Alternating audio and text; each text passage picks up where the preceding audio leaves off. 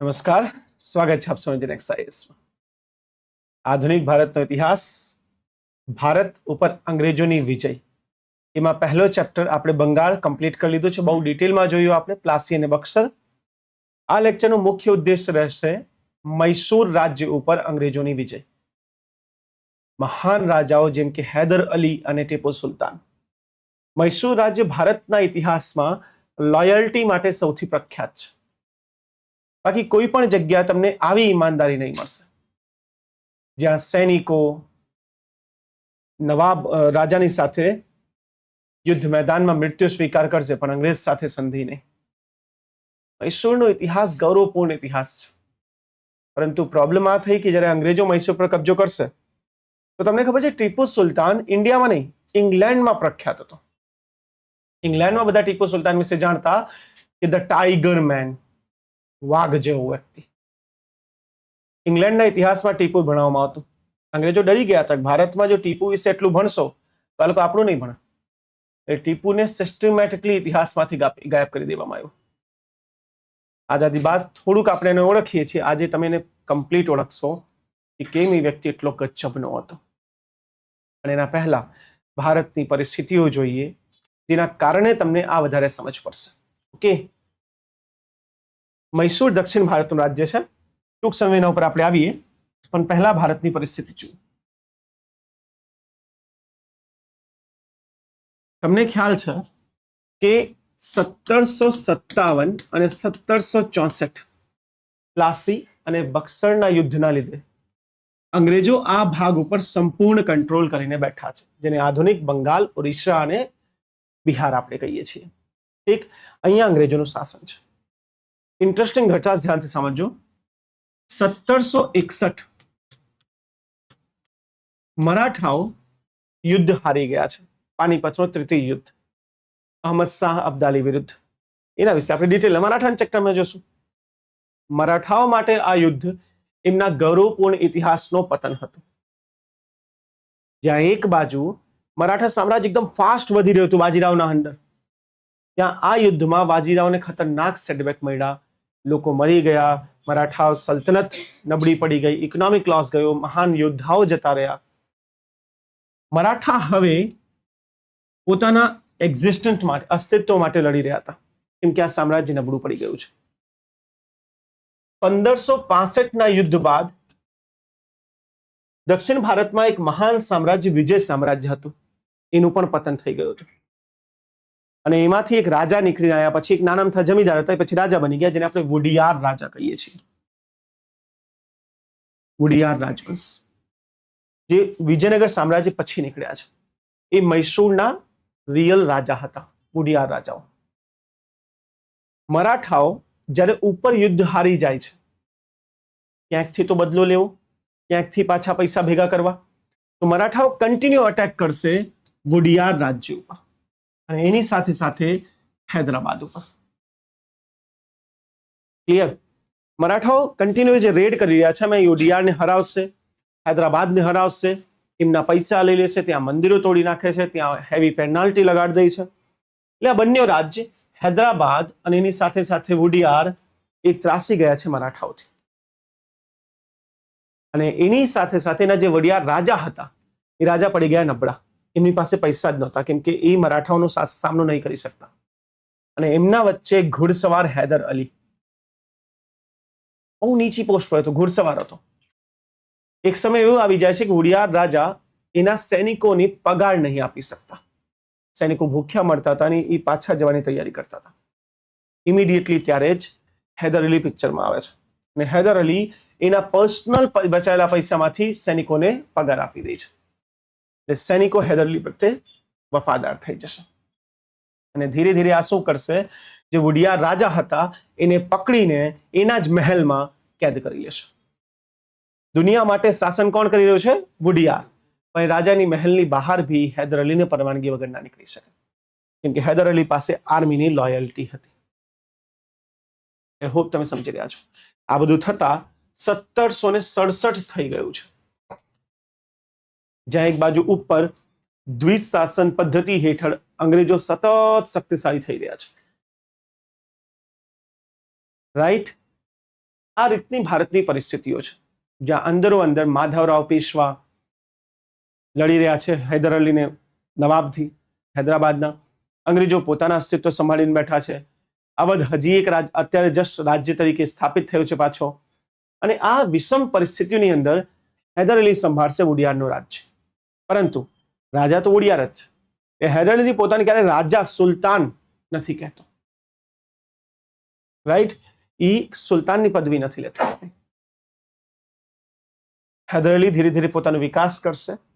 અને આ વ્યક્તિ ખતરનાક વ્યક્તિ છે, કેમ કે આને પોતાના રાજ્યમાં એક રિસર્ચ લેબની સ્થાપના કરી, જે રિસર્ચ કરશે રોકેટ સાયન્સ ઉપર. એવું નથી કે રોકેટ આ લોકો લઈ આવ્યા છે, રોકેટ પેલાથી હતા. અંગ્રેજો પાસે બી રોકેટ હતા, મુગલો પાસે બી હતા, પણ એ રોકેટ કેવા હોય? લાકડાનો બંધ, એટલે દૂર વધારે ના જઈ શકે, 1 કિલોમીટર સુધી વોર કરતું. હૈદર અલીએ એ લાકડાને લોખંડથી રિપ્લેસ કરી દીધું અને બીજી અન્ય ટેકનોલોજીનો ઉપયોગ કરીને હૈદર અલીના રોકેટો 4.5 કિલોમીટર સુધી માર કરી શકતા હતા. આ એ વખતના ઇતિહાસ માટે એક અજુબો હતો કે આવું કઈ રીતે પોસિબલ થઈ શકે છે. એક એને આ બાજુ ધ્યાન આપ્યું. બીજો જે હૈદર અલીની સૌથી ઇમ્પોર્ટન્ટ વસ્તુ છે, જે ઇતિહાસ ભૂલી ગયો છે, એકચ્યુઅલી કોઈ બુકમાં મેં જોયું જ નથી, કેટલી બુક્સ મેં વાંચી છે, એ છે હરિકારા વ્યવસ્થા. હરિકારા વ્યવસ્થા. હરિકારા વ્યવસ્થા કોઈ મને કહી શકશે શું છે? કોઈ બુક ક્યારે વાંચી હોય? તમે બધા ખાસા એક્સપિરિયન્સ વાળા સિનિયર સ્ટુડન્ટ્સ છો. નો? હરિકારા હૈદર અલી વ્યવસ્થા હતી, જ્યાં એ દર 20 કિલોમીટર ઉપર એક ધાવકને રાખી દેતો, જે બહુ સ્પીડથી દોડી શકે, સ્પ્રિન્ટ જેને આપણે કહીએ છીએ, દર 20 કિલોમીટર. અને આ રીતે 1000 કિલોમીટરની દૂરી કંટ્રોલ કરીને બેઠો હતો. કોઈ પણ મેસેજ, એ જમાના મેસેજ કઈ રીતે પહોંચે? ઘોડાઓથી. કોઈ પણ મેસેજ એક જગ્યાથી બીજી જગ્યાએ પહોંચવામાં જો અંગ્રેજોને મળવું હોય તો 1 અઠવાડિયું લાગે. સેમ મેસેજ હૈદર અલીના લોકો જે દોડતા, એક લઈ લે, એ દોડીને 20 કિલોમીટર પહોંચીને બીજાને આપી દે, એ દોડીને 20 કિલોમીટર પહોંચીને એક રિલે સિસ્ટમ હતું. આ રિલે સિસ્ટમ દ્વારા same to same message Haider Ali સુધી 48 કલાકમાં પહોંચી, જે અંગ્રેજોને પહોંચવા માટે 7-8 દિવસ લાગતા. આ એક સ્પાય સિસ્ટમ છે હૈદર અલીનો, ગુપ્તચરો, જેમાં અંગ્રેજી જે ગવર્નર જનરલ હતા એના ઓફિસમાં બી લોકો હતા હૈદર અલીના, જેને સિક્રેટ મેસેજ આપી દેતા. કોઈ બી પ્લાનિંગ થાય, કોઈ બી સંધિ થાય, બધી વસ્તુ આમની પાસે, રાઈટ? એટલે હૈદર અલી દુનિયામાં બધા કરતા આગળ હતો, ઇન્ફોર્મ્ડ હતો. એની પાસે બધી વસ્તુને પહેલાથી સોલ્યુશન હતું, કેમ કે એને ખબર થઈ જતી કે ઇવન અહીંયા ગવર્નર જનરલ કોઈ સંધિ કરે છે બંગાળમાં, એ પહોંચાડશે મેસેજ જ્યાર સુધી મદ્રાસની ઓફિસમાં, એના પહેલા તો હૈદર અલીને મળી જતું અને હૈદર અલી વચ્ચે તૈયાર થઈ જાય. આ કામ હવે થાય છે, સિક્રેટ મેસેજ ટ્રાન્સલેટ થતા હશે ઇંગ્લિશ કે અન્ય ભાષાઓમાં. તો હૈદર અલી અંગ્રેજોને હાયર કર્યા હતા ખાલી મેસેજ ટ્રાન્સલેટ કરવા માટે, પૈસા આપતા, કિલો આ મેસેજ ટ્રાન્સલેટ કરીને આપો. એમ આઈ ક્લિયર? આ સિસ્ટમે હૈદર અલીના સક્સેસ પાછળ સૌથી મોટી ભૂમિકા નિભાવી હતી. ત્યારબાદ હૈદર અલી એક બીજી બી વ્યવસ્થા લઈને આવ્યો હતો. આ વ્યવસ્થા હેઠળ ભારતના પ્રથમ રાજાઓ પૈકી એક નહીં, એકચ્યુઅલી ફર્સ્ટ રાજા, જેને ઇમ્પોર્ટન્સ સમજી બ્રિટિશ સ્ટાઇલની, કે જે અંગ્રેજો કેમ યુદ્ધ જીતી રહ્યા છે અને શીખ્યું બંગાળમાં પ્લાસી અને બક્સરથી કે અંગ્રેજોની આર્મી છે ને ડિસિપ્લિન્ડ આર્મી છે, એ હંમેશા માર્ચ કરતી હોય, એટલે આને ત્યાંથી શીખી લીધું અને પોતાની આર્મીમાં અંગ્રેજોને સામેલ કરવા લાગ્યું. અંગ્રેજો તો ઓછા આવશે, પોર્તુગાળીઓને કરી લીધું, ફ્રેન્ચ, જર્મન, આઈરિશ, જેટલા વિદેશી મળે હૈદર અલીએ પોતાની એક અલગ આર્મી તૈયાર કરી લીધી, 6000 જેટલી, જેમાં માત્ર વિદેશીઓ હતા. અને એક એના પોતાના હિન્દુસ્તાની આર્મી, પણ એને બી યુનિફોર્મ પહેરાવે, પ્રોપર ડ્રિલ કરાવે. એટલે હૈદર અલી એક સ્ટ્રોંગ આર્મી લઈને બેઠો હતો, બે રીતની, અંગ્રેજી ફોર્મેટમાં બી અને ઇન્ડિયન ફોર્મેટમાં બી. અને થર્ડ મોસ્ટ ઇમ્પોર્ટન્ટ વસ્તુ હૈદર અલી વિશે, એ પૂરા દુનિયામાં પ્રખ્યાત હતો ફાસ્ટ મુવમેન્ટ માટે. એ સમયે 165 કિલોમીટર ટ્રાવેલ કરવું હોય તો 6 દિવસ લાગતા, કેમ કે મોટી મોટી આર્મી ચાલતી હોય, લોકો તોપ લઈને ધક્કો મારતા મારતા જતા હોય, પાલકીઓ ચાલતી હોય, તો 165 કિલોમીટર માટે 6 થી 7 દિવસ લાગે. હૈદર અલી આ કામ 2 દિવસમાં કરતો, સેમ ટુ સેમ કામ. એક દિવસમાં 60 કિલોમીટર આર્મી લઈને મૂવ કરી લીધો. એના જેવી ફાસ્ટેસ્ટ દુનિયામાં કોઈ નહોતું. ઇવન અંગ્રેજો બી એનાથી શીખ્યા હતા અને ઇન્ડિયામાં એક લાઇટ ગેરેસનની સ્થાપના કરી હતી જે ફાસ્ટ મૂવમેન્ટ કરી શકે. Right? Strong army, strong spy system, rocket વ્યવસ્થા દુનિયામાં સૌથી ખતરનાક. આ રીતે હૈદર અલી તૈયાર થાય છે. એમ આઈ ક્લિયર?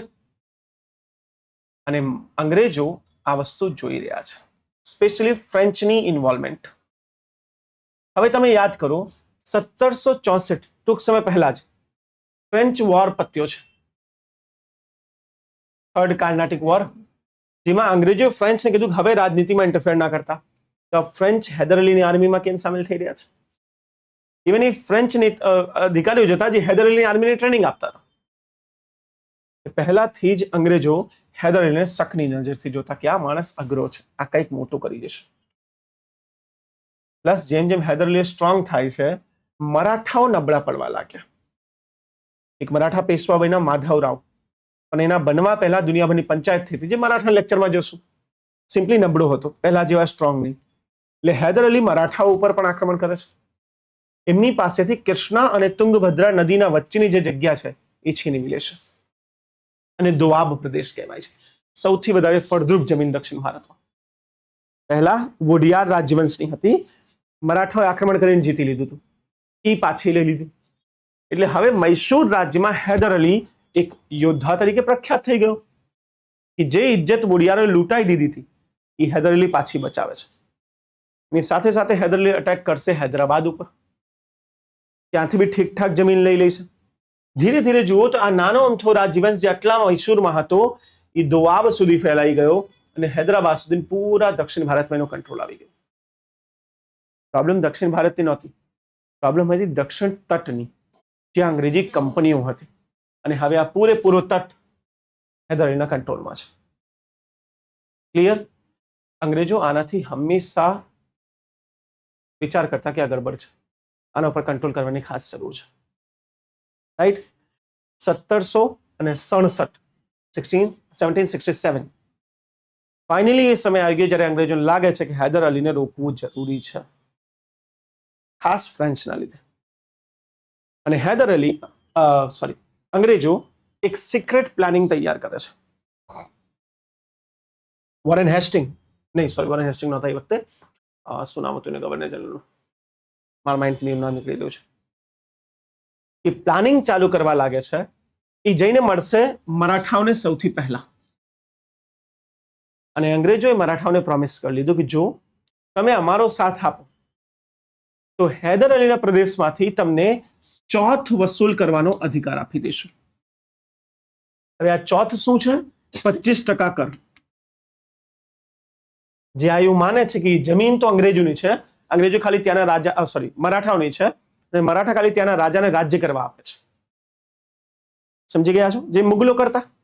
ચોથ મતલબ કોઈ બી જગ્યાથી મરાઠાઓ 25% પૈસા લઈ જશે, આ કહીને કે તમને રાજ્ય કરવા દે છે એટલું જ બહુ છે.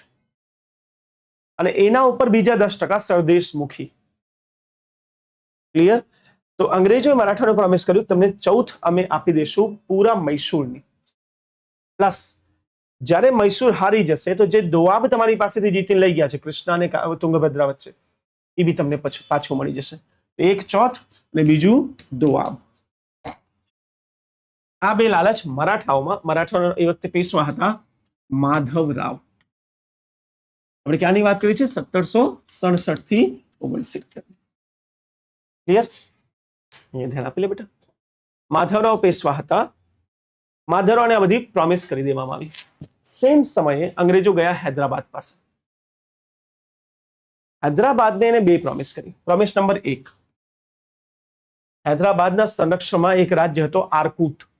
તમને યાદ હોય તો કાર્નાટિક યુદ્ધ તમે જોયું હતું, એમાં જ્યાંના રાજા અનવરુદ્દીન હતા એ આરકુટ. પણ તમને ખબર છે અનવરુદ્દીન પછી કોને બેસાડી દીધું? તો આ લોકોએ મુહમ્મદ અલી એના દીકરાને. ક્લિયર? તો આરકુટ સંરક્ષણમાં છે અંગ્રેજોના, અને આ આરકુટ રાજ્ય અંગ્રેજોના સંરક્ષણના લીધે હૈદરાબાદના નવાબને કોઈ પૈસા નહોતો આપતો, તે આપવા જોઈએ, કેમ કે હૈદરાબાદ રાજ્યની અંદર હતું આરકુટ. હૈદરાબાદના નવાબને આરકુટ પાસેથી બહુ બધા પૈસા લેવાના હતા. અંગ્રેજોએ કીધું અમે તમને ચૂકવી દઈશું. એટલે આર્કોટ અને હૈદરાબાદ વચ્ચેનો સંબંધ સ્થાપિત કરવાની વાત થઈ કે અમે તમને પૈસા ચૂકવી દેશું, પ્લસ ચાલો યુદ્ધ કરીએ અને જે બી ઉત્તરી ભાગ હશે મૈસૂરનો એ તમે રાખી લેજો. એટલે અંગ્રેજો યુદ્ધમાં કૂદવા તો માંગે છે, બધાને પ્રોમિસ કરી લીધું, અંતમાં અંગ્રેજને શું મળશે કે અમને કઈ જોતું જ નથી, અમે તો ખાલી ન્યાય માટે લડી રહ્યા છીએ. કમ્પ્લીટ. આ રીતે અંગ્રેજોએ એક વેલ પ્લાનિંગ કરી, જેમાં એ હૈદર અલી વિરુદ્ધ આક્રમણ કરવા જઈ રહ્યા હતા 1767 ની અંદર. અને તમને પહેલા જ કીધું, હૈદર અલી પાસે હતા હરિકારા સિસ્ટમ. આ બધી વાતો હૈદર અલીને પહેલા જ ખબર પડી ગઈ યુદ્ધ પહેલા. એટલે જ કહેવાય છે હૈદર અલી એકચ્યુઅલી જો જીત્યો છે હરિકારાને લીધે જીત્યો છે. એને બધી જ સંધિઓ, બધા જ સિક્રેટ ફેક્ટ બધું ખબર હતી. આ મજાક નથી કે ઇન્ડિયામાં એક પાંદડું પણ હલે ને તો હૈદર અલીને પૂછીને હલતું. એને બધી વસ્તુ નોલેજ હતી. હૈદર અલી તરત જ પોતાના બ્રિલિયન્ટ વ્યક્તિને મરાઠા પાસે મોકલે છે. હવે જુઓ અહીંયા હૈદર અલીની તમને ક્ષમતા ખબર પડશે. હૈદર અને મરાઠા હંમેશા યુદ્ધ કરતા એકબીજા સાથે, હંમેશાથી. પણ જે મને ખબર પડી કે મરાઠા અંગ્રેજોના પક્ષમાં જતા રહે છે, એ પહોંચી ગયા મરાઠા પાસે માધવરાવ. ખાલી હાથ નહીં, એ હૈદર અલી છે. 35 લાખ રૂપિયા લઈને કેશ, અને એ લઈને સીધું માધવરાવ મળ્યા 35 લાખ. માધવરાવ શોક્ડ, કેમ કે ચોથ મહિને એટલા ના મળત. અને એક પ્રોમિસ લીધું, તમે વચ્ચે ના પડતા, આ વિદેશી કંપની છે, અમને લડવા દો. Maratha is all right. Next, એને સૌથી બ્રિલિયન્ટ ડિપ્લોમેટને મોકલી દીધું હૈદરાબાદ. કટ્ટર દુશ્મન હતો હૈદરાબાદ, ભાઈ દેવે. એની પાસે મોકલીને હૈદર અલી કહે છે, એને પ્રોમિસ કરાવે છે, એને સમજાવે, જો અંગ્રેજી છે ને આ વ્યાપારિક કંપની છે. ઉપર જોઈ લો 3 વર્ષ પહેલા શું થયું છે બક્સરમાં. પૂરા મુસ્લિમ રાજવંશોના ખાઈ ગયા, કાસિમને, અવધને. આ તમને પણ ખાઈ જશે. અને તમને કેમ આર્કોટથી પૈસા જોઈએ છે? પૂરો આર્કોટ રાખી લો. જો આપણે અંગ્રેજોને હરાવી દઈએ તો પૂરો આર્કોટ તમારો. હૈદર અલી પહેલાથી જ અંગ્રેજો લઈને થોડુંક તરફડ, કેમ કે આર્કોટથી પૈસા અંગ્રેજો જ નહોતા લેવા દેતા. હૈદર અલી લીધું ડન. શું જોઈએ? કે મારી સાથે યુદ્ધ કરો, મારી સાથે મળીને અંગ્રેજો સામે યુદ્ધ કરો. બદલામાં નદન સરકાર, જે નદર સરકાર કર્ણાટકના ઉપર એક જગ્યા છે, સમજો આ વાળી જગ્યા. તો ભારત પૂરો કચરો થઈ જાય બિચારવાનો.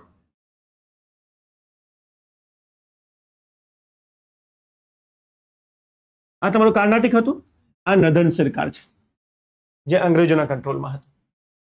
એ નદન સરકાર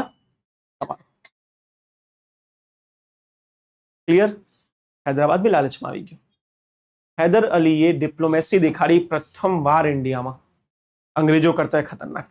બાકી તમને યાદ છે ને, પ્લાસીમાં અંગ્રેજો બધાને પોતાના પક્ષમાં કરી લીધું હતું, બક્સરમાં અંગ્રેજો કરી લીધું હતું. અહીંયા અંગ્રેજો ના ચાલે, કેમ કે એનું સિક્રેટ સિસ્ટમ હૈદર અલીની સામે કાંઈ નહોતું. હૈદર અલીએ પરચેસ કરી લીધું મરાઠાને, નવાબને, હૈદરાબાદના. અંગ્રેજો યુદ્ધ કરવા ઉતર્યા. જયારે મેદાનમાં હતા તો રિયલાઇઝ થયું પાછળની 2 સેના ગાયબ છે. You are alone. સામે હૈદર અલી. હૈદર અલીની રોકેટો આવવા લાગી 4 કિલોમીટર દૂરથી. આર્મી દેખાતી નથી, રોકેટ પહોંચી ગઈ. અંગ્રેજોની સેના ભાગવા લાગી. જનરલી એ વખતે શું થતું, હું પહેલા તમને એક આઉટલાઇન પૂરું કરાવું છું, પછી બધી ફેક્ટ લખાઈ દઈશ, ચિંતા ના કરતા. ઇતિહાસ હંમેશા સ્ટોરીની જેમ યાદ રાખવાની. આપણું દુર્ભાગ્ય તો જુઓ, ઇતિહાસ પર મૂવીઝ બને તો તમને ખ્યાલ આવે કે હિસ્ટ્રી હતી. દરેક મૂવી આજે જે કરોડો કમાઈ રહી છે, ઇતિહાસ પર બને છે. અને એ ઇતિહાસ તમને અહીંયા ભણવામાં આવે જ્યારે, તો તમે ભણતા જ નથી. તમને થાય કે ઠીક છે, બોરિંગ છે. એના માટે 350 રૂપિયાની ટિકિટ ખરીદીને જોવા જાઓ, જે અડધું તો ફેક હોય, સોરી 90% ફેક હોય. ઓબ્વિયસલી અહીંયા એ મૂવી તમને મફતમાં મળશે, that to a story Taylor. એટલે પહેલા આપણે એક આઉટલાઇન ડિઝાઇન કરી લઈએ મસ્તીની, પછી બધા ફેક્ટ એક સાથે ગોખી લેશું. ક્લિયર. હવે હૈદર અલી રોકેટ લોન્ચ કરશે. અને આ વખતે એ વખતે યુદ્ધમાં શું થતું બેટા, જ્યારે વરસાદ આવી જાય ને તો દરેક સેનાઓ પાછળ હટી જતી. વરસાદમાં ક્યારેય યુદ્ધ ના થાય, કેમ કે પાકા રોડ નહોતા, માટીવાળા રોડ હતા. અને જે આપણે ગન લઈને ચાલતા જે તોપો લઈને ચાલતા એ ફસાઈ જાય પાણીમાં, કોઈ ચાલે નહીં. એટલે એક જૂનો નિયમ હતો, વરસાદના સમયે કોઈ યુદ્ધ થશે નહીં, કોઈ બી જગ્યા ના થાય. It's about Tipu Sultan. ટીપુ સુલતાને વિચાર્યું કે અત્યારે કોઈ એક્સપેક્ટ નહીં કરશે યુદ્ધ થાય, આ ટાઈમે કરીએ. અને એને 165 કિલોમીટર ટ્રાવેલ કર્યું. 165 કિલોમીટર 2 દિવસમાં. શોક્ડ. અને અચાનક હૈદર અલી ચાલુ વરસાદમાં મદ્રાસના કિલ્લા સામે નોક નોક કરે છે, ખોલો. અંગ્રેજો શોક્ડ કે હવે શું? આ અચાનક વરસાદમાં અમારી બધી તોપ ભીની પડી છે, કઈ રીતે લડશું? અને અંગ્રેજોનો પ્રોબ્લેમ શું હતો ખબર છે? એની પાસે જેટલી સેના છે બધી ચાલવા વાળી હતી, અને ટીપુ સુલતાનની બધી ઘોડસવાર. મદ્રાસનો ગવર્નર એટલો ડરી ગયો, ઇમિડિયેટલી સંધિ સાઇન કરી લીધી. ગવર્નર જનરલ ઓર્ડર આવે છે ત્યાંથી, બંગાળથી, સંધિ નથી કરવી, યુદ્ધ કરવું છે. મદ્રાસનો કંઈક તું અહીંયા હોત તો ખબર પડે તને. પ્રથમવાર ભારતના ઇતિહાસમાં ગવર્નરનો આદેશ ના માની મદ્રાસનો ગવર્નર સંધિ સાઇન કરી લેશે, ભાઈ અમે હાર માનીએ છીએ, આલો હથિયાર મૂકી દઈએ છીએ. આપણે ત્યારની વાત કરીએ છીએ જ્યારે અંગ્રેજો શાહ આલમ દ્વિતીય મીર કાસિમને કમ્બાઈન હરાઈને આવ્યા હતા 60,000ની ફોર્સને. એ 6,000ની ફોર્સ સામે ના ટક્યા મૈસૂરના. ખાલી 6,000 ઘોડસવારો ગયા હતા મદ્રાસના કિલ્લા પર. કિલ્લાબંધી કરી લીધી, અંગ્રેજો ઓન ધ સ્પોટ હથિયાર નાખી દીધું, અને થઈ મદ્રાસની સંધિ. એ સમયે પ્રથમવાર અંગ્રેજો કોઈની સામે સર ઝુકાઈને ઉભા હતા. તમે કયો શું સાઇન કરવું છે? હૈદર અલીએ કીધું કઈ મોટી વાત નથી કરવી, ખાલી એક સાઇન કરો કે અમારા ઉપર કોઈ આક્રમણ કરશે તમે બચાવવા આવશો. કેમ કે હૈદર અલીને ખબર હતી કે ના તો મરાઠા ના તો નવાબ ઓલા હૈદરાબાદ બેમાંથી ભરોસા લાયક તો કોઈ નથી. એને ખબર છે મારા પર આક્રમણ થશે, તો સંધિમાં લખાયું કે મારા ઉપર ક્યારે પણ આક્રમણ થાય તો બચાવવા તમારે આવવાનું, એ પ્રોમિસ કરો. બીજું, પૈસા લાવો, યુદ્ધનો ખર્ચો કોણ કાઢશે? રાઈટ. આ રીતે મદ્રાસની સંધિ સાથે પ્રથમ યુદ્ધ સમાપ્ત થઈ જશે. જે શરૂ થતા એવું લાગ્યું હતું કે માય ગોડ, અંગ્રેજો યુદ્ધ ખતમ જ કરી દેશે, મરાઠાની ફોર્સ, હૈદરાબાદની ફોર્સ, અંગ્રેજોની. પરંતુ ટીપુના 3-4 સ્ટ્રેટેજી, હરિકરા, સિક્રેટ સર્વિસીસ, દેન અંગ્રેજી સેનાના મોડેલમાં સેનાઓ, અને એવા મોડેલ પર અંગ્રેજી સેના ટકી જ ના શકી હૈદરની સામે. મોસ્ટ ઇમ્પોર્ટન્ટ, વરસાદમાં યુદ્ધ, તીવ્ર ગતિનો યુદ્ધ. બંગાળનો ગવર્નર એટલો ફ્રસ્ટ્રેટેડ થઈ ગયો હતો કે એને સ્ટેટમેન્ટ આપ્યું કે મદ્રાસનો ગવર્નરે છે ને એને પૂરા અંગ્રેજી સલ્તનતનું સર નમાઈ દીધું છે મારી સામે. યાર, હૈદર અલી સામે તમે હથિયાર આપીને આવતી, તમે હોત તો ખબર પડે હૈદર કોણ છે. Haider. I hope you guys get my point. Sure. આ રીતે આપણે પ્રથમ યુદ્ધ પતશે હૈદર અલી અને અંગ્રેજો વચ્ચે. અને હૈદર અલી વિજેતા અંગ્રેજો સામે. ઇમેજિન કરો એની પાવર. પૂરું દક્કન હૈદર અલી સામે ઝૂકી ગયું હતું. પ્રોબ્લેમ આ થઈ કે તમે હૈદરાબાદ સાથે થોડાક પ્રોમિસો કર્યા હતા, પૂરા ના કર્યા. હૈદરાબાદ નારાજ થઈ ગયું કે યાર તે નદન સરકાર મને આપવાની પ્રોમિસ કરી હતી, પણ તે મદ્રાસની સંધિ બાદ નદન સરકાર પર કબજો જ ના કર્યો. ક્યાંક ને ક્યાંક ધોકેબાજી તો થઈ. ધોકેબાજી પહેલા પ્રથમ યુદ્ધ સંપન્ન થઈ ગયો હતો. અંગ્રેજો સંધિ સાઇન કરવા તૈયાર હતા. આને આપણે પ્રથમ આંગ્લ મૈસૂર યુદ્ધ નું નામ આપીએ છીએ. ઇમ્પોર્ટન્ટ પ્રશ્નો, હરિકરા વ્યવસ્થા એના પર બને છે, જે કોઈ બુકમાં નથી લખ્યું. સંધિ કઈ થઈ હતી? મદ્રાસની સંધિ હતી. વિજેતા કોણ થયું હતું? હૈદર અલી. ક્લિયર કટ વિજેતા થયો હતો. ડન. આ રીતે પ્રથમ યુદ્ધની એક પૂરી કહાની તમારી સામે પ્રસ્તુત કરી છે. હવે ફેક્ટ રટ્ટા મારીશું. ક્લિયર? ત્યાર પહેલા ઓનલાઈન જેટલા બી છે, ઓહો આટલા બધા ઓનલાઈન છે, શું વાત છે. Good evening guys. વિજય, બારિયાંકિત, દીપલ, દિશા, કરણ,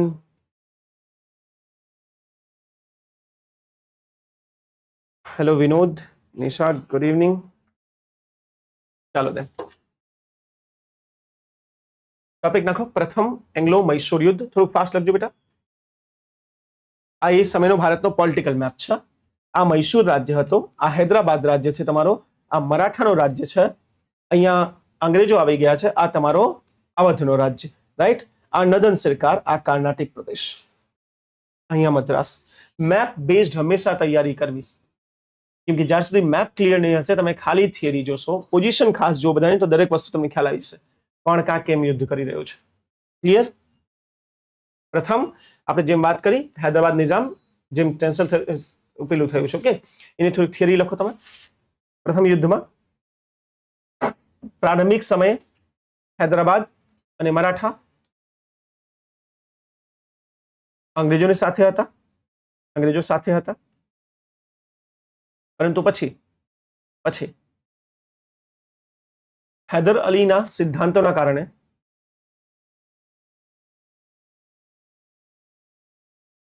તેને મરાઠાઓને તટસ્થ એટલે કે ન્યુટ્રલ અને હૈદર અલીને પોતાના પક્ષમાં કરી લીધું.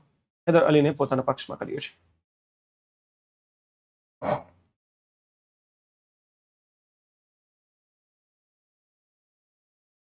ઓકે, આ યુદ્ધની શરૂઆત કોણે કરી? હૈદર અલીએ. હૈદર અલીએ આરકોટ ઉપર આક્રમણ કર્યું હતું, અને આરકોટ કોના પ્રોડક્શનમાં હતું? અંગ્રેજોના. એટલે અંગ્રેજોએ સામે આક્રમણ કર્યું છે. એની શરૂઆત આરકોટ ઉપર આક્રમણ કરી થઈ છે.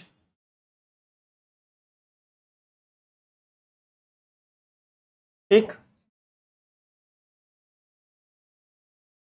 Done. Next fact, Harkara system.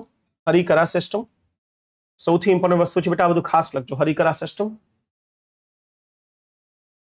એ એક ગુપ્તચર વ્યવસ્થા હતી.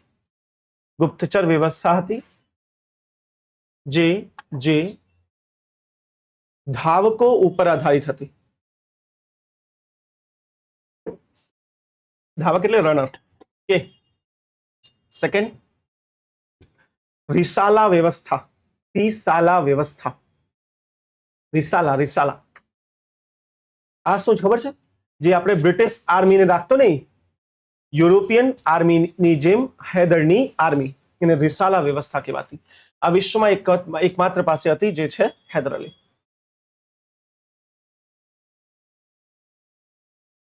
ડન. That's it. ફર્સ્ટ યુદ્ધમાંથી એટલા પ્રશ્નો બની શકે છે. ટાઈમ લાઈન ખાસ યાદ રાખો. તમને 4 સંધિઓ આપી દેશે કે આ સંધિને ગોઠવું.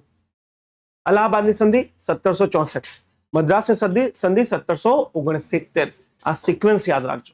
તમને આથી 4-5 અલગ અલગ, એંગ્લો મૈસૂર યુદ્ધ, બંગાળ યુદ્ધ અને મરાઠા યુદ્ધ, આની સંધિઓ આપી દેશે કે છે ચડતા ઉતરતા ક્રમમાં ગોઠવો. કમ્પ્લીટ. ઓકે, હવે અહીંયા ધ્યાન આપો. 1769 પછી શું થશે? જેમ આપણે પહેલા વાત કરી હતી, મરાઠાઓનો ભરોસો ના કરી શકાય. 1771 મરાઠા પેશવા આક્રમણ કરશે મૈસૂર ઉપર.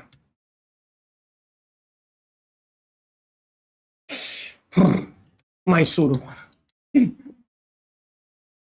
ઉપર આક્રમણ કરી દેશે. મૈસૂર ઉપર આક્રમણ કરતા હૈદર અલીને યાદ આવે છે કે અંગ્રેજોથી સંધિ કરી છે મદ્રાસની, મારા ઉપર કોઈ બી આક્રમણ થાય તમે મને બચાવવા આવશો.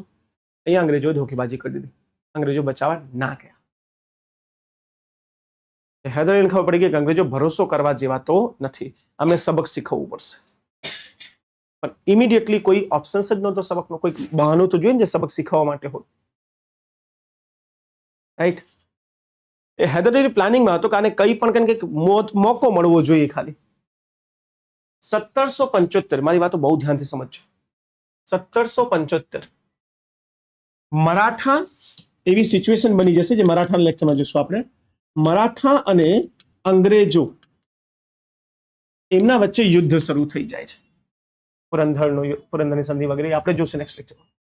1775 મરાઠા અને અંગ્રેજો યુદ્ધ કરવા લાગે છે. તો હૈદર અલીએ જોયું, ઓહો, મરાઠા એક યુદ્ધમાં ઇન્વોલ્વડ છે. અને આ યુદ્ધ એની પીક પર આવી જશે 1779, જ્યાં બે સેનાઓ સામે સામે ઊભી છે. હૈદર અલીને લાગે છે કે આના કરતા બેસ્ટ ઓપ્શન્સ કોઈ નહીં હશે યુદ્ધ કરવાનો. મરાઠા ઓલરેડી અંગ્રેજોનો દુશ્મન છે. હૈદર અલી પહોંચી ગયો મરાઠા પાસે કે તમારા યુદ્ધમાં હું તમારો સાથ આપું, તમે ઉપરથી આક્રમણ કરો, હું નીચેથી કરીશ. બીજો એ પહોંચી ગયો હૈદરાબાદ પાસે. હાલો આપણે મળીને અંગ્રેજો ઉપર આક્રમણ કરીએ. સેમ લાઈક પહેલો યુદ્ધ, સિચ્યુએશન ચેન્જ. અહીંયા હૈદર અલી બેને સાથે લઈને યુદ્ધ કરવા જઈ રહ્યો છે. મરાઠાઓ માટે આ યુદ્ધ એક્ઝિસ્ટેન્શિયલ ક્રાઇસિસ હતું. જો મરાઠો આ યુદ્ધ હારી જાય તેમને ભારતથી ખાલી કરવું પડશે. ભારત દક્ષિણ ભારત તો પૂરી રીતે ખાલી કરવું પડશે. ઉત્તરમાં એની પકડ છે પણ દક્ષિણ ખાલી. એ મરાઠાઓએ પોતાની પૂરી શક્તિ લગાડી દીધી આની અંદર. અને જેમ બંગાળને ખબર પડી કે હૈદર અલી પ્લાન કરી રહ્યો છે યુદ્ધનો, બંગાળે તરત જ મરાઠાઓ સાથે શાંતિ સ્થાપનાની વાત કરવા લાગ્યા કે આપણે યુદ્ધ કરવું છે, આપણે શાંતિ કરી લઈએ, આમ તેમ. કેમ કે બે ફ્રન્ટ પર એક સાથે ના લડી શકે. બંને શક્તિશાળી છે. મરાઠા બી શક્તિશાળી, મૈસૂર બી શક્તિશાળી. ગવર્નર જનરલ બનીને આવે છે ભારતમાં Hastings, Warren Hastings. Warren Hastings આ ભારતનો ગવર્નર જનરલ છે. બહુ સ્ટ્રોંગ વ્યક્તિ છે. ઓકે, આ બેઠો છે બંગાળમાં, કલકત્તાને, ત્યાંથી બધાને ગાઈડ કરી રહ્યો છે. હૈદર અલીને ખાલી એક ચાન્સ જોતો હતો યુદ્ધ કરવાનો. આ ચાન્સ એને મળશે જ્યારે અંગ્રેજો અટેક કરી દેશે એક જગ્યાએ, જે જગ્યા નામ છે માહે. માહે, માહેમાં કોણ હતા? ફ્રેન્ચ. અહીંયા ફ્રેન્ચ બેઠા હતા. તો અંગ્રેજોએ ફ્રેન્ચ ઉપર આક્રમણ કર્યું. કારણથી કેમ કે ફ્રેન્ચ મદદ કરતા હતા મરાઠાઓની યુદ્ધમાં. અંગ્રેજોએ ફ્રેન્ચ ઉપર આક્રમણ કર્યું. માહે જે જગ્યામાં આવતું હતું એ ટીપુ સુલતાનની જગ્યા, હૈદર અલીની જગ્યા હતી.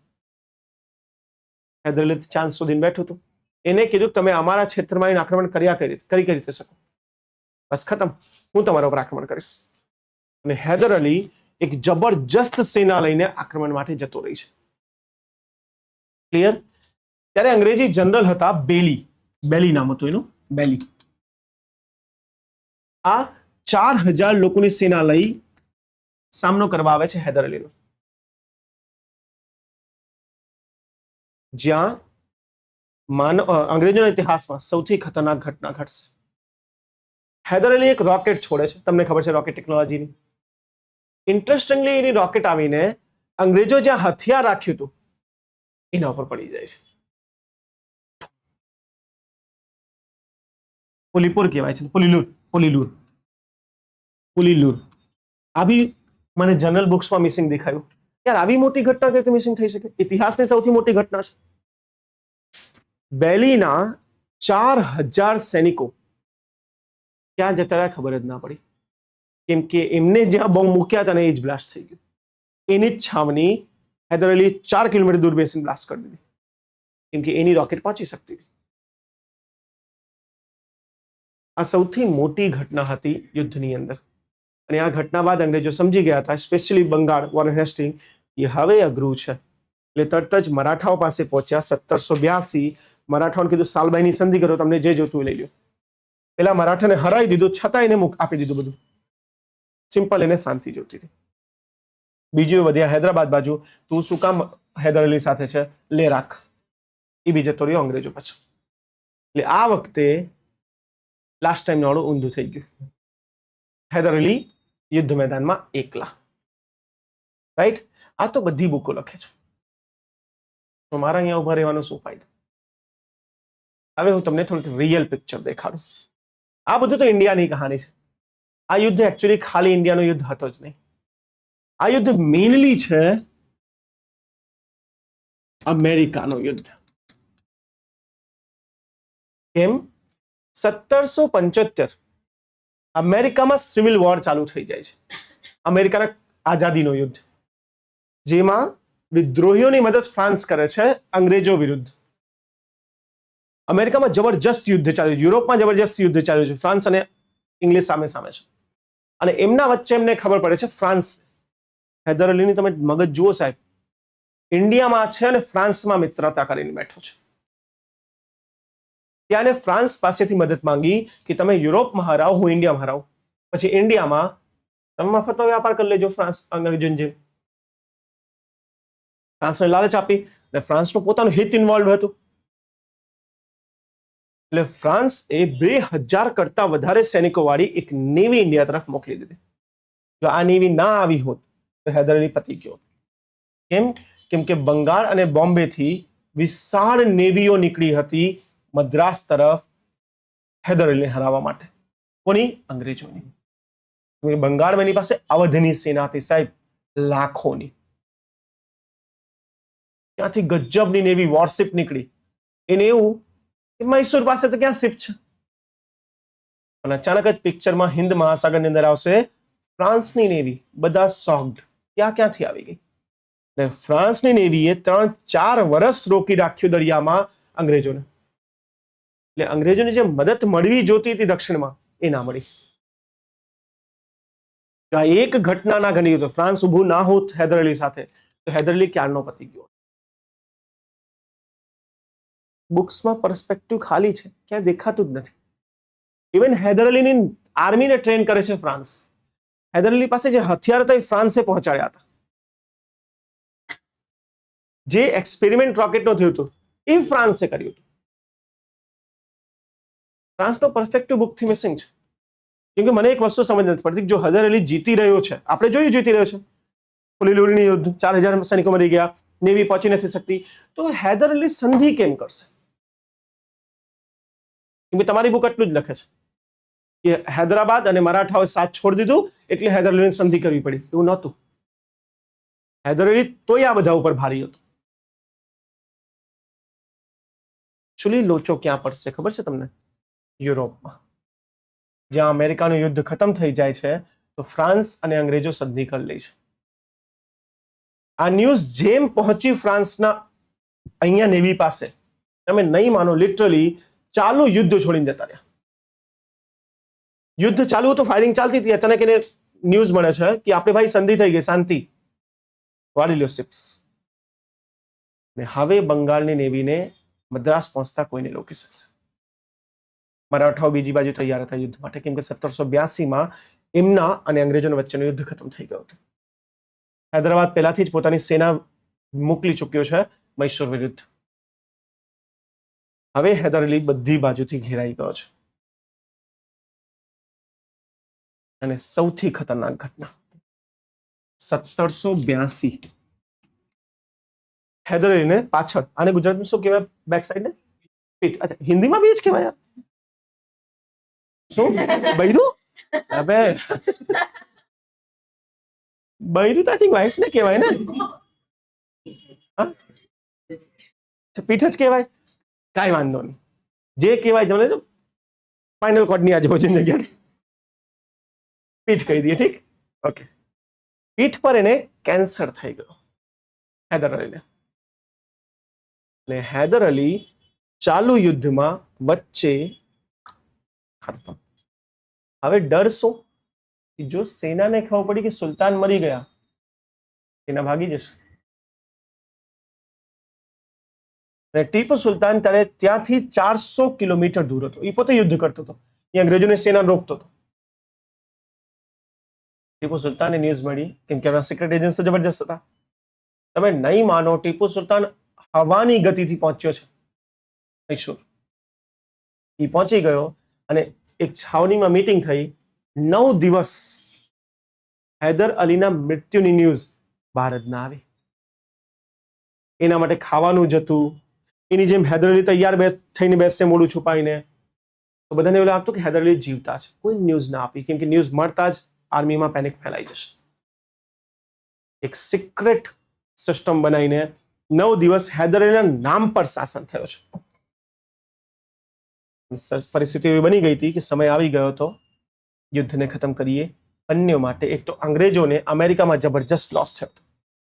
અમેરિકન વોરમાં અંગ્રેજોની હાલત ટાઈટ, ઇકોનોમિકલી ખતરનાક. બીજું, હવે ઇંગ્લેન્ડથી પ્રેશર આવે છે ઈસ્ટ ઇન્ડિયા કંપની ઉપર કે તમે ત્યાં યુદ્ધ લડવા મોકલ્યો છો કે વ્યાપાર કરવા? પૈસા તમે કમાતા નથી, ઊંધું અમારી પાસેથી માંગી રહ્યા છો વારંવાર. તમને અમને આપવું જોઈએ, અમે તમને આપી રહ્યા છીએ. What is this business? બંધ કરો યુદ્ધ. બે બાજુથી ઇનફ પ્રેશર આવી ગયો અને એટલે વચ્ચે કોમ્પ્રોમાઇઝ થાય છે 1784માં, જે શરૂ થયો હતો 1780માં. ઓકે, અને આ કોમ્પ્રોમાઇઝ થશે એક જગ્યાનું નામ છે મેંગલોર. જ્યારે અંગ્રેજી ફોર્सेस ટીપુ સુલતાનની સેનાને હરાવી દેશે. કેમ કે હવે હૈદર અલી જતા રહ્યા છે, ટીપુ સુલતાન પિક્ચરમાં આવી ગયા છે. અને અહીં થશે સંધિ મેંગ્લોરની. એમ આઈ ક્લિયર? મેંગ્લોરની સંધિ અંતિમ સંધિ છે ભારતની ધરતી પર, જે કોઈ ભારતીય રાજા એની ઈચ્છાથી સાઇન કરી રહ્યો છે.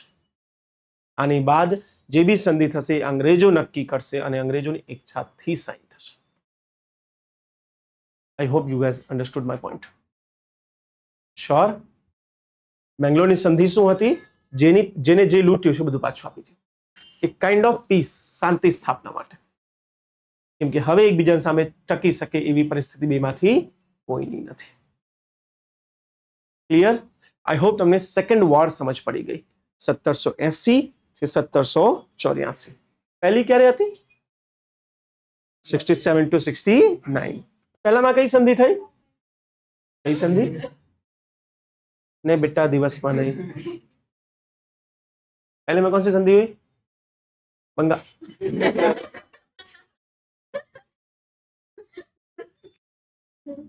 મને એક ઈચ્છા થાય પહેલા આમ ફેંકું તમારા મોડે જતો રહો ક્લાસમાં. બંગાળની મૈસૂર ભણીએ છીએ નાલાયક. મદ્રાસની સંધિ 1769. સેકન્ડમાં મૈસૂરની સંધિ. ઠીક છે?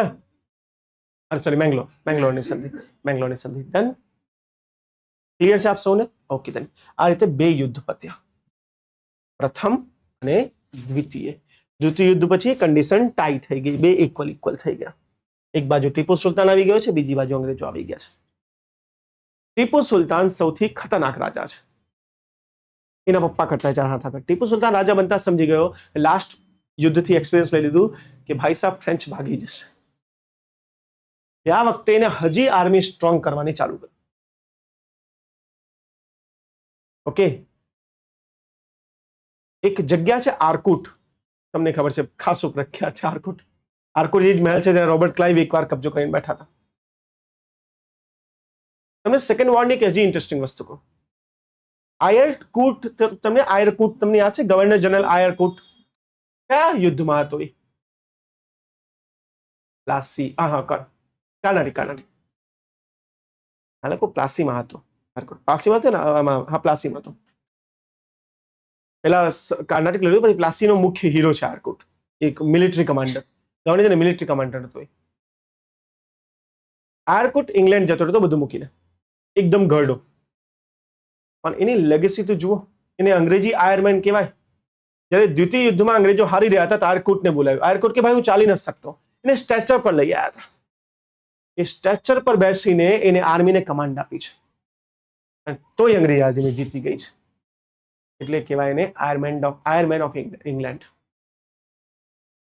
હવે ત્રીજો યુદ્ધનો સમય આવી જશે 1792 થી લઈને 98. સોરી, 92 થી લઈને 94. શું કરું છું? આ તૃતીય યુદ્ધ છે. સંઘર્ષનું કારણ અગેન આર્કુટ, જ્યાં એક બાજુ ટીપુ સુલતાન ફ્રાન્સને સતત સમર્થન આપતું હતું. ટીપુ સુલતાને રાજ્યમાંથી અંગ્રેજી વ્યાપારીઓને કાઢી મૂક્યું, ફ્રાન્સના વેપારીને ત્યાં રાખી દીધું, મફત વ્યાપાર કરવા દે, ફ્રાન્સની મદદ લેતો હતો, ફ્રાન્સના નામે એ પૂરું પેલી આર્મી ટ્રેન કરે છે, પોતાના રાજ્યમાં એક હથિયાર ગ્રહ બનાવે છે, પોતાના રાજ્યમાં હથિયારની કંપની બનાવે છે. It was very interesting. Okay, અંગ્રેજો જોઈને નફરત કરતા હતા કે આ યાર કંઈક કરવું પડશે આનું, કેમ કે આ સમય અંગ્રેજો માટે સૌથી સંકટનો સમય છે. મરાઠાઓ સામે કંઈ નથી કરી શકતા, ટીપુ શક્તિશાળી થઈ ગયો છે, બંગાળમાં ઓલરેડી દુનિયાભરની પ્રોબ્લેમ ચાલી રહી છે. સૌથી મોટું ઝંઝટ શું હતું ખબર છે? ઇંગ્લેન્ડમાં બેઠી સરકાર ઇન્ડિયાના ઈસ્ટ ઇન્ડિયા કંપનીની હાલત બગાડતી હતી. એટલે એ બધી બાજુથી ક્રાઇસિસથી ઘેરાયા ગયા હતા. એના વચ્ચે આર્કુટ જે જગ્યા છે, આર્કુટ એની આજુબાજુ ડચ પાસેથી જગ્યા ખરીદી. કેમ કે ડચ ઇન્ડિયાથી જતા લાસ્ટ વસ્તુ વેચીને. ટીપુ સુલતાનની પ્રોપર્ટી હતી એના રાજ્યમાં. ટીપુ સુલતાન મારે પૂછ્યા વગર કરી શકો તમે. એટલે એ અટેક કરશે આર્કુટ ઉપર. આર્કુટ કોના સંરક્ષણમાં છે? અંગ્રેજોના. એટલે અંગ્રેજો પહોંચી ગયા અહીંયા. આમ બાય ડિફોલ્ટ, કોઈ કારણ વગર આ બે આમે સામે આવી ગયા યુદ્ધ માટે. અને શરૂ થશે તૃતીય એંગ્લો મૈસૂર યુદ્ધ. આ યુદ્ધ થોડો ખતરનાક છે સાહેબ.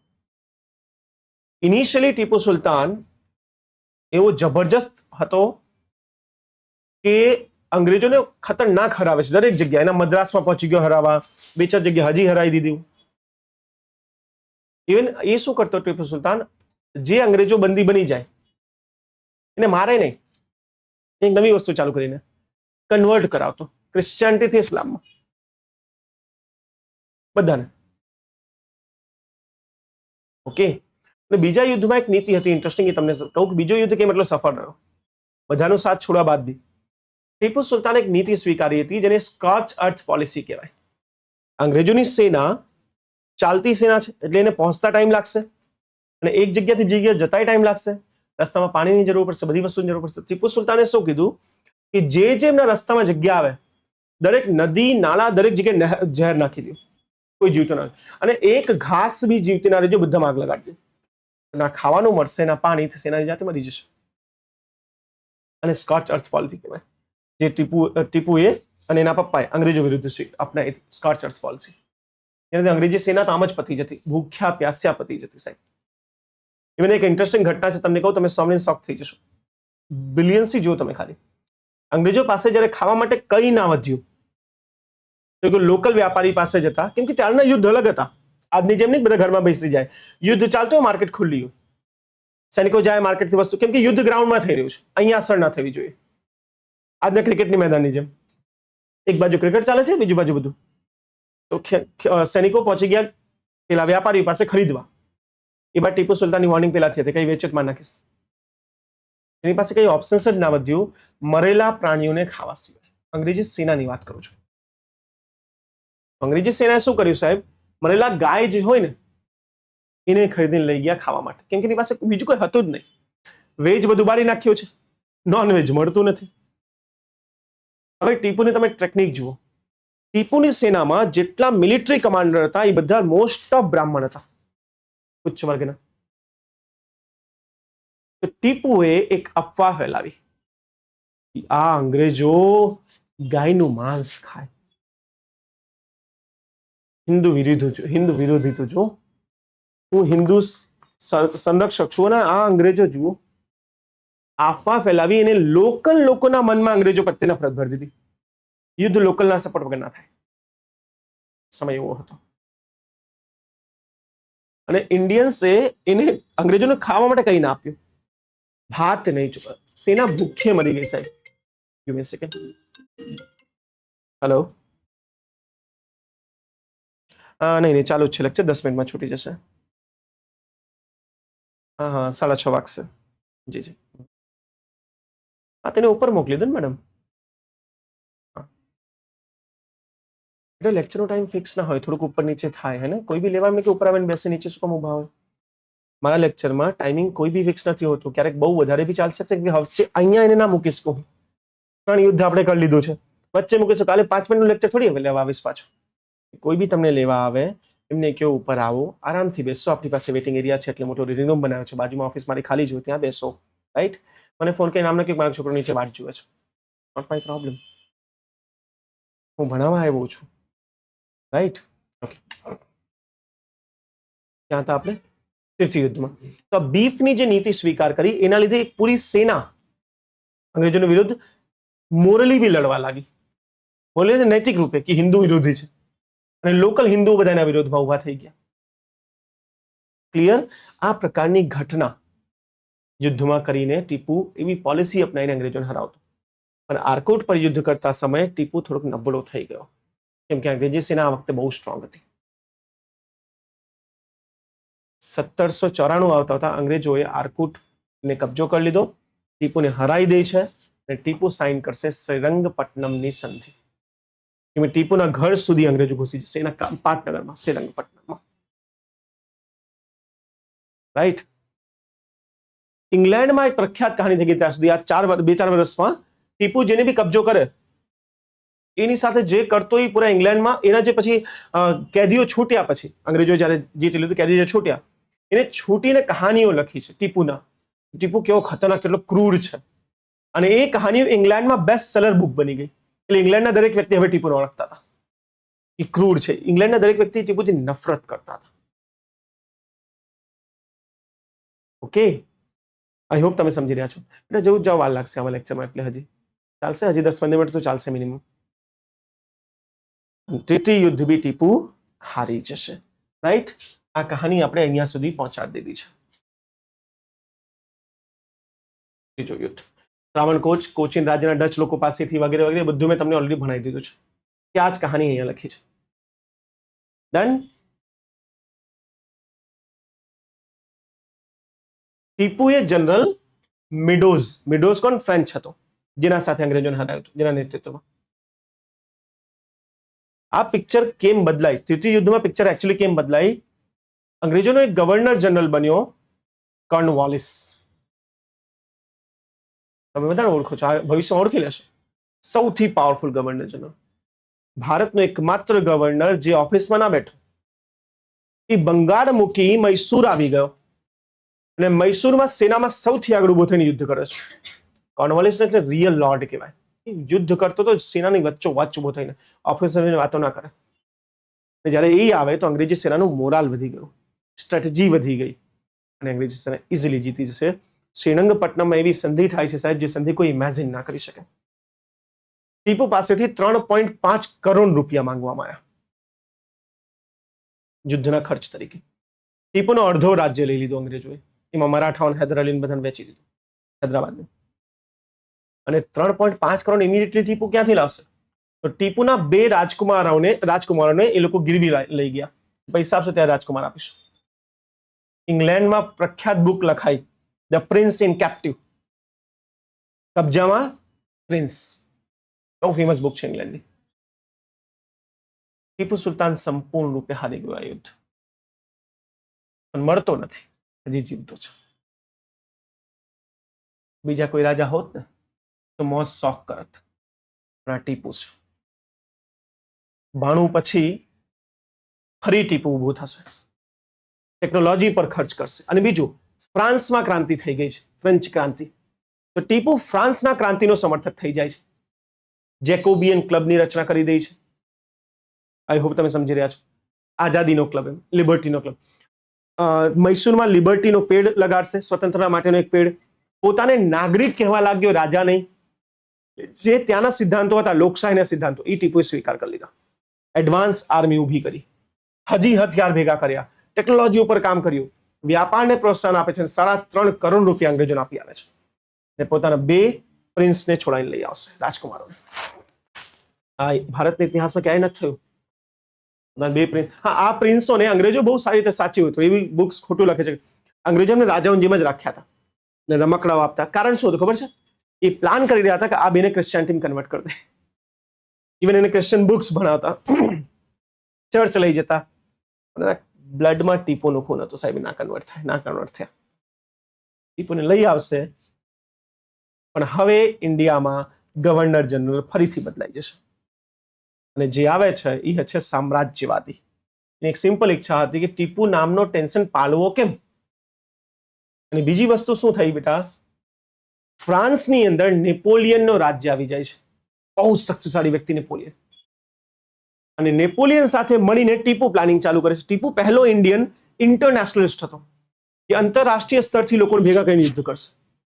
ને ફ્રાન્સના નેપોલિયન સાથે સંધિ કરી લીધી, ઇજિપ્તના રાજ્ય સાથે સંધિ કરી લીધી, રશિયા સાથે સંધિ કરી લીધી, અરબ સાથે સંધિ કરી કે આપણે બધા મળીને અંગ્રેજોને હરાવશું. આ બધું અંગ્રેજો જોઈ રહ્યા હતા. અંગ્રેજોને ટીપુ કરતા નેપોલિયનનો ડર વધારે હતો. કેમ કે વાત એવી સાંભળવા મળી કે નેપોલિયન જમીની રસ્તેથી ભારત પર આક્રમણ કરી દેશે. અને ભારત પર આક્રમણ એટલે અંગ્રેજો ભારતની બહાર. અને યુરોપમાં ઓલરેડી નેપોલિયને બધાને હરાવી દીધું છે. અંગ્રેજો બધાને હરાવીને યુરોપથી આવ્યો છે નેપોલિયન. અંગ્રેજો કંઈ પણ કંઈ ના રોકવા માંગતા હતા.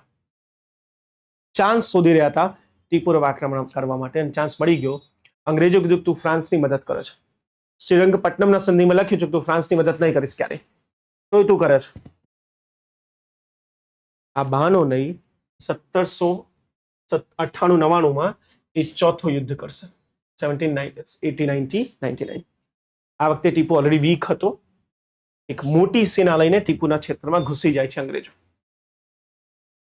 શ્રીરંગપટ્ટનમ અંગ્રેજોના હાથમાં આવી જશે. પાટનગર ટીપુનો અંગ્રેજોના હાથમાં આવી જશે.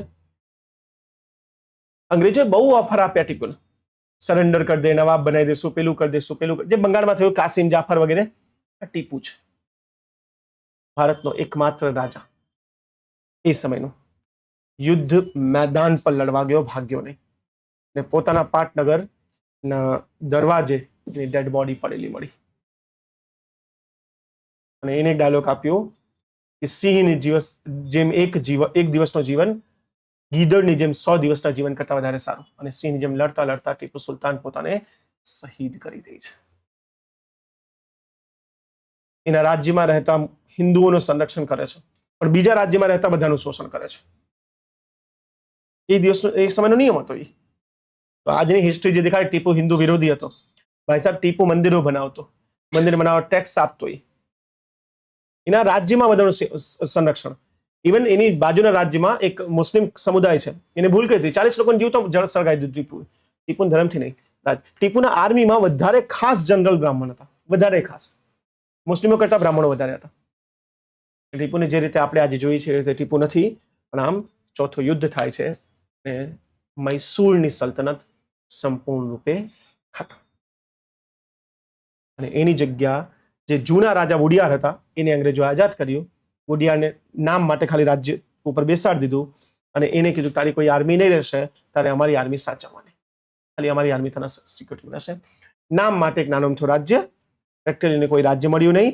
છેલ્લે એને ત્યાંથી પણ હટાઈને કમ્પ્લીટ મૈસૂર ઉપર અંગ્રેજો ડાયરેક્ટ શાસન કરશે. આ રીતે દક્ષિણ ભારતની અંદર મૈસૂર અંગ્રેજોના પલરામાં આવી જાય છે. મૈસૂર ગયો, બંગાળ ગયો, 50% ભારત અંગ્રેજોના હાથ. હજી એક મહાશક્તિ મરાઠા છે. રાઈટ, થોડાક ફેક્ટ લખી લઈએ હવે ખાલી. ચલો ફટાફટ લખો. ક્યાં સુધી લાસ્ટ ટાઈમ લખ્યું હતું? સેકન્ડ લખો. ટાઈમલાઈન 1780 થી 84. 1780 થી 84.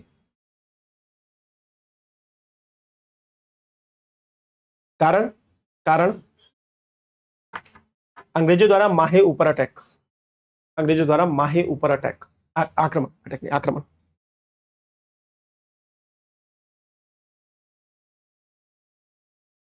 ઠીક. પ્રારંભિક સમયમાં ફ્રાન્સના મદદથી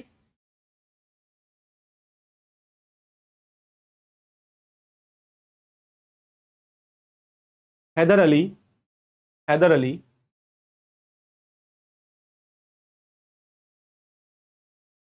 સંપૂર્ણ કર્ણાટિક પ્રદેશ ઉપર કબજો કરી લે છે.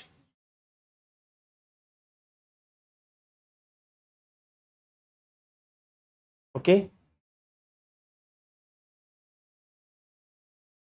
વોરેન હેસ્ટિંગના ડિપ્લોમેસીના લીધે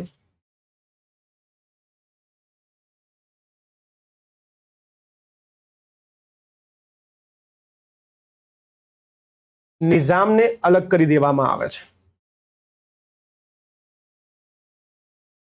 હું બહુ શોર્ટમાં લખાઈ રહ્યો છું, ઠીક છે. યુદ્ધનો અંત મેંગ્લોરની સંધિથી થાય છે. કમ્પ્લીટ. નેક્સ્ટ, તૃતીય યુદ્ધ. આમાં કારણ શું છે? આર્કોટનો કિલ્લો.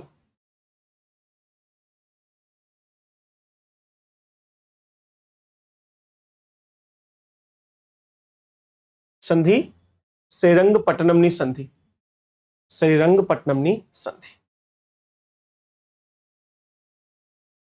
ઓકે. ગવર્નર જનરલ કોણ હતું? કોર્નવાલિસ. આ બધા નામ પૂછાય છે બેટા. એ યુદ્ધ સમયે ભારતનો ગવર્નર કોણ હતો? ચોથો યુદ્ધ 1798-99.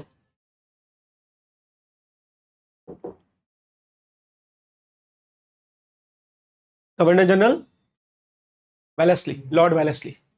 Governor general lord Wellesley.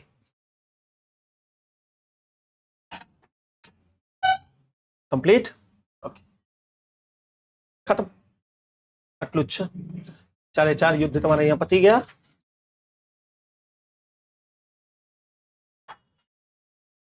આપણે ટીપુ સુલતાન વિશે આમાં લખ્યું છે. ઓકે, क्वेश्चन सॉल्व करवा हो तो एक बार एकाद बे जोई लीए। प्रथम एंग्लो मैसूर विषे क्या क्या विधान साचा है? हैदर अलीए मद्रासने सीधी धमकी आपीने अंग्रेजोने सफलतापूर्वक संधि पर हस्ताक्षर करवा दबाण कर्यो। यस, सीधू मद्रास पहुंची गयो तो ने करवा। मद्रास संधिए मैसूर અને અંગ્રેજો વચ્ચે રક્ષણાત્મક જોડાણ સ્થાપિત કર્યું। યસ, એકબીજાનું યુદ્ધ થાય તો સમર્થન માટે આવજો। આ યુદ્ધમાં મૈસૂરને બ્રિટિશો સામે ફ્રેન્ચ લશ્કરી સહાયનો પ્રથમ દાખલો હતો। યસ, ફ્રેન્ચે થોડીક સહાયતા તો કરી હતી, આર્મી ફ્રેન્ચની જ હતી ને। કયા સાચા છે? ત્રણે ત્રણ। સેકન્ડ વિશે કયા વિધાન સાચા છે? 1857 છે ને? 1857 પહેલા ભારતમાં અંગ્રેજોની સૌથી ખરાબ લશ્કરી હાર તેમને જોવા મળી। પહેલા નહીં, પછી एक्चुअली 1857 પછી પહેલી, હા બિલકુલ સાચી વાત છે। પુલીલુર સૌથી મોટી લશ્કરી હાર અંગ્રેજોને જોવા મળી હતી। ઠીક છે। हैदर अली द्वारा लोखंडना केस वाला रॉकेटना उपयोगथी यूरोपियन युद्ध पर असर पड़ी हती। यस, ठीक। શું બેટા કેમ કન્ફ્યુઝ લાગો? 1800 ભારતમાં અંગ્રેજો સાચું છે। 1857 વેલા 1857 વિપ્લવની વાત કરી રહ્યું છે કે 100 વર્ષ સુધી અંગ્રેજોને પછી આવી ક્યારેય ડિફીટ ના મળી। 1857 ઝાંસીની સામે લડ્યા હતા, હાર્યા હતા, ઘણા સામે હાર્યા હતા, પણ આ 100 વર્ષ દરમિયાન બીજા કોઈ યુદ્ધ કોઈ રીતે નહોતા હાર્યા જે રીતે સેકન્ડ યુદ્ધ હાર્યા છે। આ કહી રહ્યું છે। મને ખબર તમે અહીંયા કન્ફ્યુઝ થયા છો। એ આ કહેવા માંગે છે કે 1780-84 પછી 1857 સુધી અંગ્રેજોને આવું યુદ્ધ ના મળ્યું। સાચી વાત છે, ક્યારેય ના મળ્યું। આ 1757 માં હાર્યા હતા, એ ઘણી જગ્યા હાર્યા છે, નાની નાની બેટલો, રાઈટ। આ સાચું છે। મેંગ્લોરની સંધિએ યુદ્ધ પહેલાની પ્રાદેશિક સ્થિતિ પુનઃ સ્થાપિત કરી દીધી। યસ, એક જે પહેલા હતું એવું જ કરી દીધું બંને। ત્રણ ત્રણ સાચા છે। ટીપુ સુલતાન વિશે નીચેનું વિધાન, તેમને ફ્રાન્સ, તુર્કી અને અફઘાનિસ્તાન સાથે બ્રિટિશ વિરોધી જોડાણ બનાવવાનો પ્રયાસ કર્યો। યસ, તેમને મુગલ વહીવટી પ્રથાઓથી પ્રેરિત થઈને જમીન મહેસૂલનો સુધારો રજૂ કર્યો। યસ, એમને બહુ મોટા મોટા સુધાર કર્યા। પહેલા શું થતું, રાજા પોતાની કોઈ આર્મી ના રાખે, નાની આર્મી રાખે, એના નીચે જે જમીનદારો હતા એને આર્મી સાચવવી પડે, અને જ્યારે યુદ્ધ થાય તો જમીનદારો આર્મી લઈને આવે, એટલે કોઈ ટ્રેનિંગ નહોતી। ટીપુ સુલતાન હૈદર અલી પોતાની આર્મી ઊભી કરી, જમીનદારો ઉપર નિર્ભરતા ખતમ કરી દીધી હતી। તેઓ વાઘની રચના ધરાવતા રાજ્ય ચિહ્નનો ઉપયોગ કરનાર પ્રથમ ભારતીય શાસક હતા નહીં। આના પહેલા બહુ જૂના શાસકો રહી ચૂક્યા છે। ચોલ અને ચાલુક્યના ક્ષેત્રમાં પણ વાઘની રચના થતી। આ સૌથી મોટા પ્રમાણમાં આને કર્યું છે। ઓકે, તો 1 and 2 ઓપ્શન્સ માં જ હા, અહીંયા ઓપ્શન્સ ખોટો છે। 1 and 2 એક એડ કરી લેજો બેટા। વાઘની રચના ધરાવતા ચિહ્નો ઓલરેડી બહુ વાર વપરાયા છે। ચોલ ચલ પાંડ્ય વિશે વપરાઈ ગયા છે। ચોથા યુદ્ધ વિશે કઈ વિધાન સાચું છે? મૈસૂરની નિસફળતા પાછળ કયું કારણ છે? બ્રિટિશોની સરખામણીમાં મજબૂત ભારતીય સાથીઓનો અભાવ। આ સાચું છે। બ્રિટિશ પાસે વખતે ભારતીય સાથીઓ વધારે હતા। સેરંગપટ્ટનમ ઘેરા દરમિયાન મૈસૂરના પોતાના કમાન્ડરો દ્વારા વિશ્વાસઘાત બિલકુલ નહીં। આ જ નથી થયું। તમે યાદ રાખો, મૈસૂર સાથે આ ક્યારેય નથી થયું। એના કોઈ કમાન્ડરે વિશ્વાસઘાત નથી કર્યું। આ બંગાળમાં થાય છે, અવધમાં થાય છે, અહીંયા ક્યારેય નથી થયું। ફ્રેન્ચ સમર્થન કાપી નાખતી બ્રિટિશ નૌકાદળની શ્રેષ્ઠ શક્તિ। ચોથા વિશે છે, ચોથા વિશે આ સાચું નથી एक्चुअली, કેમ કે ચોથામાં ફ્રેન્ચે સમર્થન આપ્યું જ નહોતું। ટીપુ સુલતાન એકલો લડતો હતો, રાઈટ। બીજામાં સમર્થન મળ્યું હતું જબરજસ્ત વાળો। ફક્ત એક સાચું છે। ઓકે, આ ચાર ઘટનાઓને ક્રમમાં ગોઠવો। યુપીએસસી પીવાયક્યુ છે। જો પોલીપુરનું યુદ્ધ ક્યારે થયું છે? સેકન્ડ વોરમાં પહેલો હતો।